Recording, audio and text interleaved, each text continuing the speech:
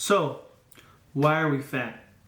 Why is it that when we try to do diets, we can't seem to lose the weight? We do calorie restriction and we have a hard time losing the weight, and we're starving, and we exercise, but we don't see much progress. Today I'd like to cover Obesity Code and 6 things that I found very interesting about it. It talks about the calorie restriction fallacy. It talks about how your metabolism comes down as you restrict the calories.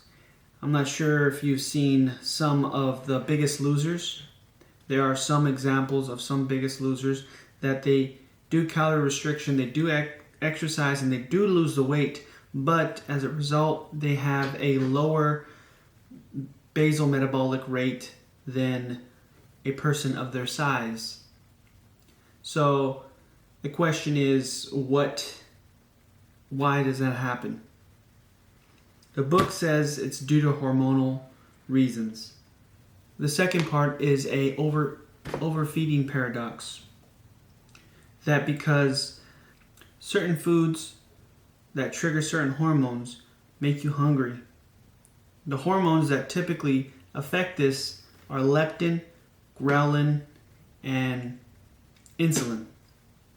These 3 hormones are the biggest contributors to why you feel so hungry when you're on a calorie restricted diet. The third thing is the correlation between poverty and obesity. The book covers how the majority of people that have poverty are typically overweight because the specific food that they eat are things like wheat,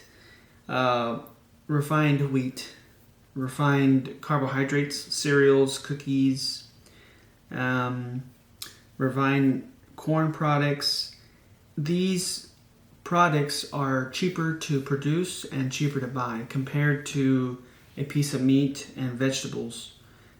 I guess vegetables are not that expensive to buy, but with respects to meat, these products are cheaper and they have a longer shelf life.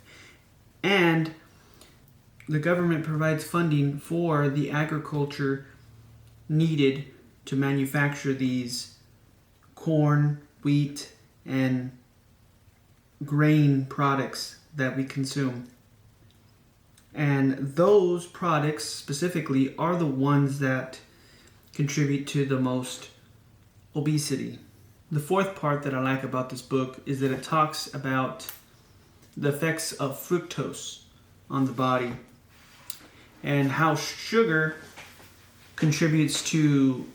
has a higher correlation to insulin resistance and type 2 diabetes. Sugar has 2 components. Half is glucose and the other half is fructose. And the liver is the only organ that can metabolize fructose. The rest of the body can metabolize glucose.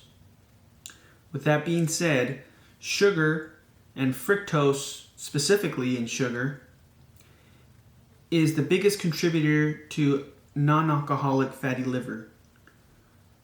And the book goes into more detail in saying that if you eat a lot of sugar, it puts a heavy load on the liver, and it only has a limited storage for glycogen. I think it says, has limited storage of glycogen. So it turns the leftover sugar, into fat. And that process is called de novo lipogenesis. And that is what contributes to the non-alcoholic fatty liver disease, so a fatty liver. The 5th thing that I enjoyed about this book was how it talks about carbohydrates and the protective benefit of fiber. So there are civilizations that have a carbohydrate-rich diet and they don't seem to gain weight as much. They're not obese. They're not, they don't have as much problems as a lot of the people do today. It is because the fiber in the food is a protective element that prevents the person from overeating too much carbohydrates, for overeating too much sugar. An example of this would be apples compared to candy. I don't know, personally, I can only eat about like one, maybe 1.5 apples before I get tired of eating it. But candy, I can eat candy multiple times, even throughout the whole day. And I never really get like full from it. But an apple, I know that I eat it and I'll get full.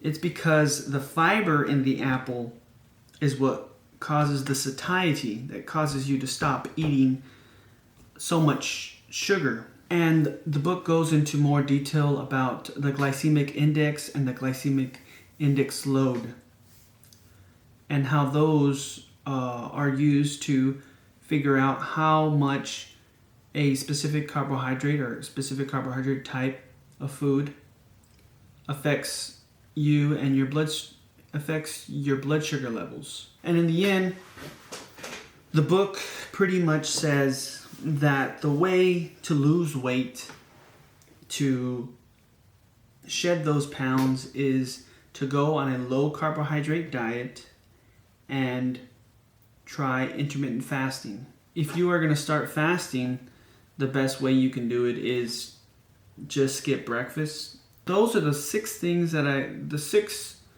parts of this book that I really enjoyed.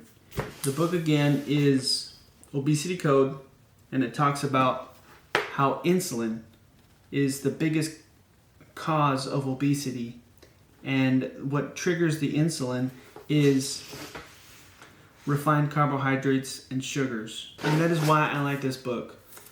On my channel, I will be posting more book reviews and see what you guys like about it. They can range from business to nutrition to some of it are psychology. And I look forward to hearing from you guys. So like and subscribe. Hopefully I make these videos better. I'm barely starting out. Don't know much of the stuff. But hopefully I can make it better. And I can help you guys. Peace.